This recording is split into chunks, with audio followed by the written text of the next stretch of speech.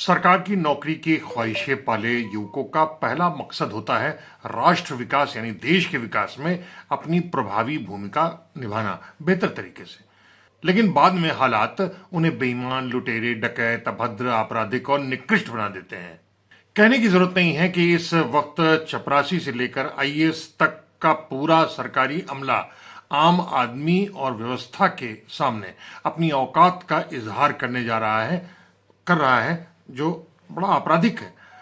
हाल ही आगरा के जिलाधिकारी भानुचंद्र गोस्वामी ने विगत दिनों जिस तरह एक भरी सरकारी मीटिंग में अपने अधीनस्थ अफसर को गुम्मा लेकर पीटने की करतूत को अंजाम दिया, वह शर्मनाक है, बेहद घटिया है। इस घटिया ने डीएम की कुर्सी पर बैठे इस अफसर की औकात का तो खुलासा कर ही दिया है, लेकिन अपने अधीनस्थ और विकास के प्रति खंड विकास अधिकारी जैसे पद को मजबूर कर दिया है कि वह इस डीएम की सारी बदतमीजियों को जवाब देते हुए संयम और मर्यादाओं को अपने ही पैरों तले पूरी तरीके से कुचल दे। मजबूर किया है उसे।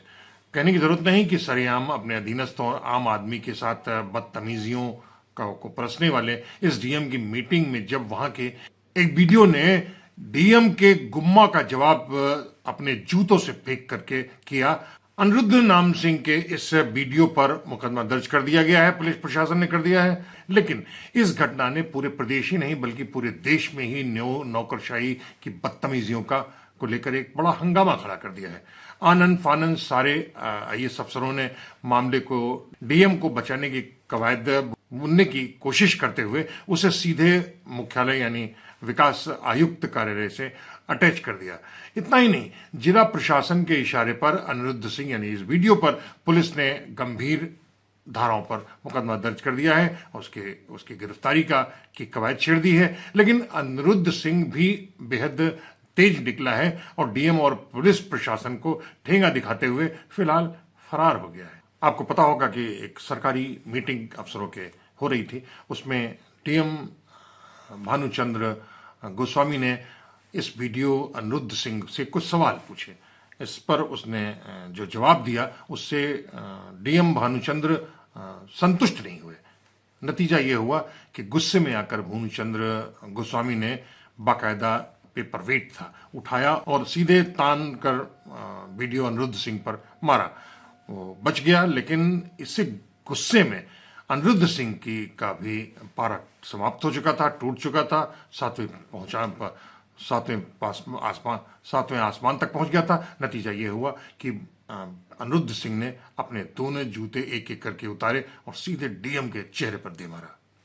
आपको बता दें कि सुल्तानपुर के रहने वाले हैं भानुचंद्र गोस्वामी, लेकिन संस्कृत तक उनकी पढ़ाई झारखंड में हुई है। सरस्वती शिशु मंदिर में पढ़े हैं, लेकिन खुद में भी कोई भी आदर्श संस्कार या संस्कृति परिष्कृत नहीं कर पाए हैं अपने ऊपर वो भानुचंद्र गोस्वामी।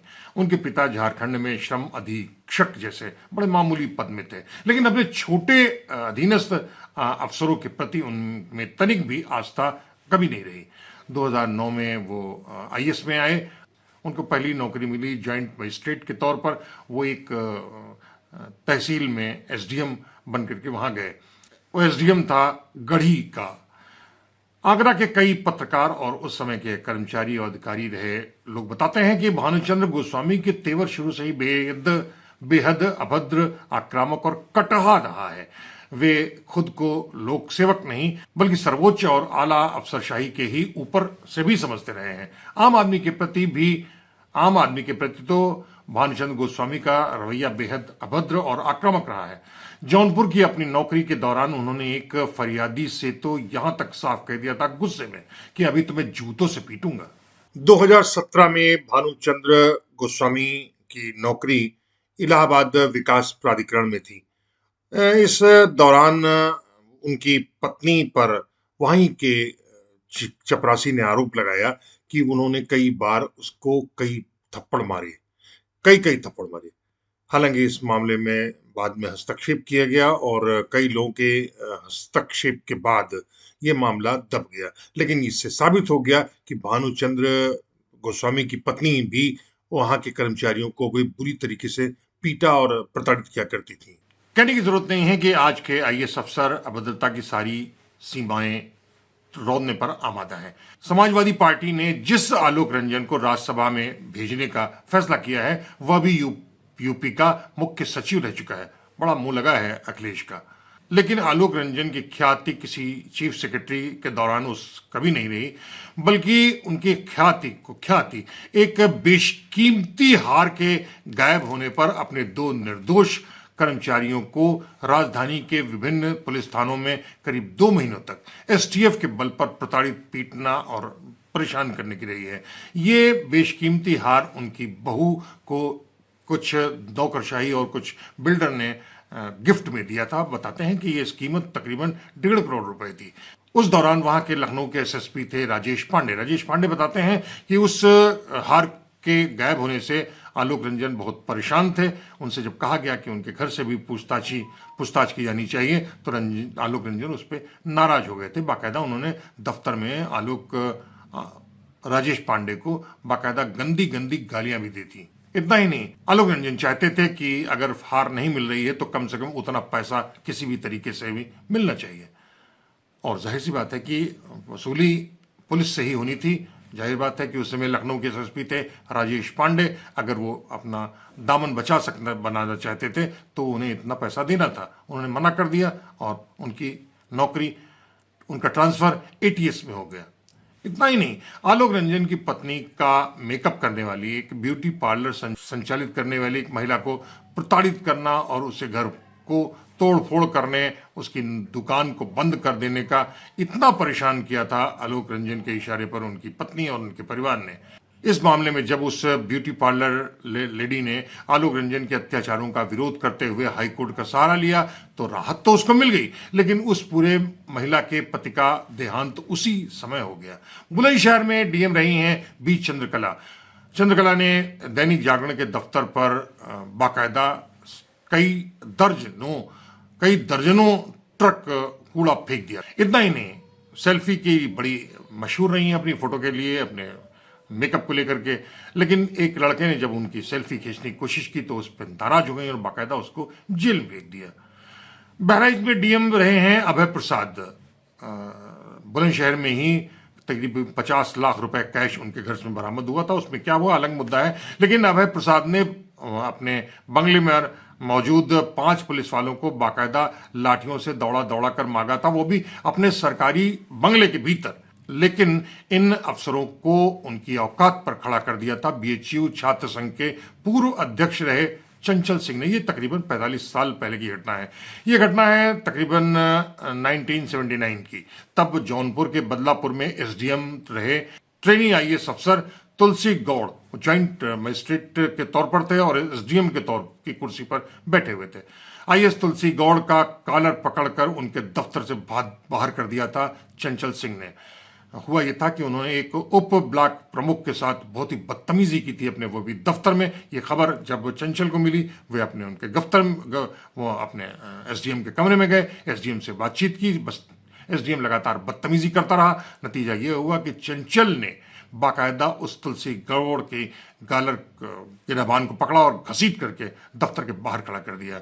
यह चंचल को आज भी याद है, वह पूरा का मामला जस का तस याद है। जरा सुनिए।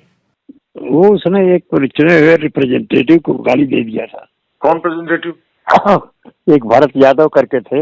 हाँ, वो प्रमुख। हाँ, वो उस जमाने में उसका सीमेंट का लाइसेंस बनता था। हाँ, परमिट। हाँ, तो गया था बेचारा परमिट मांगने के लिए और उसने गाड़ी लेके निकाल दिया कमरे से। हाँ, तो रोनी सूरत, मैं बैठा हुआ था चाय की दुकान पर लुंगी पहन के। हाँ, मैंने कहा ऐसे कैसे हो सकता है भाई, बदतमीजी करेगा, वो तो नौकर है। हाँ, बस यही इसी बात पे हो गया मामला। नहीं गंदी गाली नहीं, यही सब दीजिए जो मेरे की लैंग्वेज है। अच्छा, बागपत की। हाँ, हाँ, उसी में। तो आप पहुंच गए वहाँ पर? जी। कैसे आपको पता चला? वो उसने आके बताया था या आपने खुद? नहीं, उसने आकर के मुझे बताया। हमने पूछा क्या हुआ, तुम्हारा चेहरा उतरा हुआ, तो तुरंत रोने लगा। बताया कि सब लोगों के सामने ऐसे कहा। मैं पहुंच गया, हमने कहा कि तुमने ऐसा कहा ये? तो वो अपनी लैंग्वेज में बोला कि तुम कौन होता है। तो साहब टेम्परामेंट लूज कर गया साला। बाद में मैंने समझ गया कि तो उसकी लैंग्वेज है, तुलसी गौड़ की, तुम तलाकवादी। और कालर पकड़ लिया मैंने, खींच लिया बाहर, बस हो गए मुकदमे में। नहीं, कंटाप मारा या नहीं? नहीं नहीं नहीं, मारा नहीं। हाँ। गांधीवादी आदमी हूँ। तो ये जो गालर खींचना भी तो गांधीवादी विरोध ही है। नहीं नहीं, वो पैसिव रेजिस्टेंस है। अच्छा अच्छा अच्छा। हाँ। हम्म। ये 79 की बात है? ये है 79, हाँ 79 की। कुछ तारीख याद है आपको? नहीं यार, तारीख नहीं याद है। अच्छा, उसके बाद फिर उसके 40 साल बाद आपके ऊपर कार्रवाई की? बीच बीच में होती रहती थी, जब सरकार बदलती थी हम्म।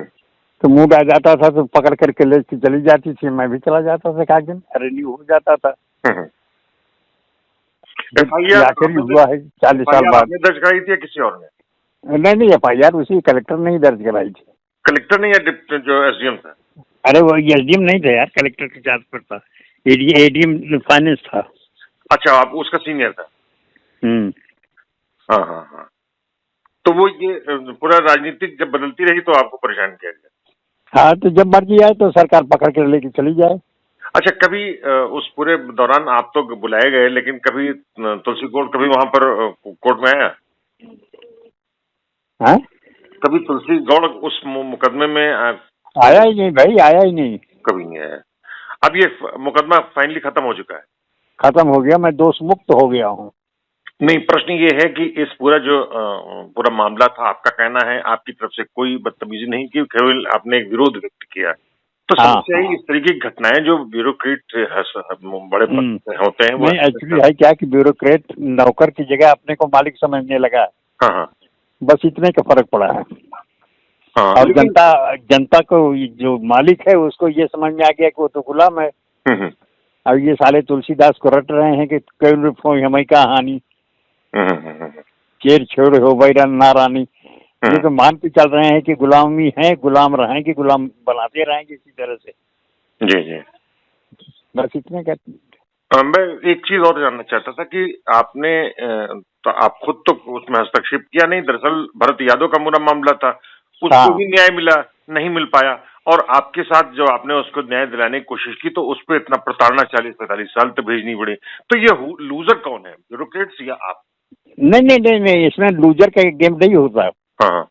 ये लोगों को नसीहत मिलती है कि अफसर भी सावधान हो जाते हैं, इसके बाद फिर उसने कभी कोई है ऐसी हरकत नहीं की। क्या ये भी हो सकता है। लेकिन इसके बावजूद यहाँ इन्हीं भानु गोस्वामी ने वहाँ एक आदमी को जो रिकॉर्ड आज भी बयान मेरे पास है उसमें। नहीं, इसलिए को कल्चर ही खत्म हो गया ना। 77 इज टर्निंग पॉइंट। नहीं, मैं दूसरी बात कह रहा हूँ। मैं उसी बात को कह रहा हूँ जी कि उसके बाद तो रेजिस्टेंस ही खत्म हो गया ना। कोई आंदोलन देखा आपने 78 के बाद? हाँ, अच्छा, विरोध की 78 के पहले हर रोज कोई न कोई मिनिस्टर घेरा जाता था, मारा जाता था, उतार लिया जाता था। हाँ। आज कोई कुछ हो रहा है? हाँ। इसमें भविष्य आपको क्या दिखाई पड़ता है? नए सिरे से फिर आएगा, नए सिरे से फिर शुरू होगा। नई जनरेशन जो आ रही है वो उसको अगर कायदे की प्रॉपर ट्रेनिंग मिल गई तो वो रेजिस्टेंस की तरफ फिर बढ़ाएगा, नहीं तो फिर तबाह हो जाएगा मुल्क। लेकिन रेजिस्टेंस जो रेजिस्टेंस वो अराजक के तौर पे तो बढ़ जाता है। अगर वो उसी के दिक्कत होती है ना कि उसको कंट्रोल करने वाला एक आदमी चाहिए। क्या वो जैसे उस जमाने में गांधी थे, लोहिया थे, ये लोगों ने कंट्रोल भी किया है ना। क्या ऐसे व्यक्ति या ऐसे माहौल इसको महसूस कर पा रहे हैं, सुन पा रहे हैं? हाँ, उसमें है, इसमें राहुल गांधी में है थोड़ा। सच बात तो यही है कि प्रशासनिक व्यवस्था में जिलाधिकारी जैसे किसी भी व्यक्ति को ऐसा कोई भी कदम नहीं उठाना चाहिए जो कि बाद में उसे सरेआम शर्मसार होना पड़े और पूरी नौकरी को ही अपनी बांगलें झांकनी पड़े, अपना शर्मसार होना पड़े, अपने निगाहें नीचे गिरानी हो। यह भी सच है कि तुलसी गौड़, आलोक रंजन, बी चंद्रकला, अभय प्रसाद और भानु चंद्र गोस्वामी जैसे अभद्र अफसरों ने नौकरशाही की नाक ही सरेआम कटवा दी है। सरकार को चाहिए कि ऐसे अफसरों और उनके करतूतों पर तत्काल अंकुश लगाए थे, वरना तुलसी गौड़, आलोक रंजन, वरना तुलसी गौड़ के साथ जो जवाब चंचल और भानुचंद्र गोस्वामी के साथ अनिरुद्ध सिंह जैसे लोगों ने दिया है वह एक परंपरा बन जाएगा। फिर प्रशासन को संभाल पाना असंभव हो जाएगा, चाहे वो राजनीति हो चाहे नौकरशाही। तो अगली बार फिर किसी दूसरे मसले पर, किसी दूसरे स्थान पर और इसलिए दूसरे लोगों के साथ हम फिर हाजिर होंगे। तब तक दौलत कुमार सोहेल को इजाजत दीजिए। नमस्कार।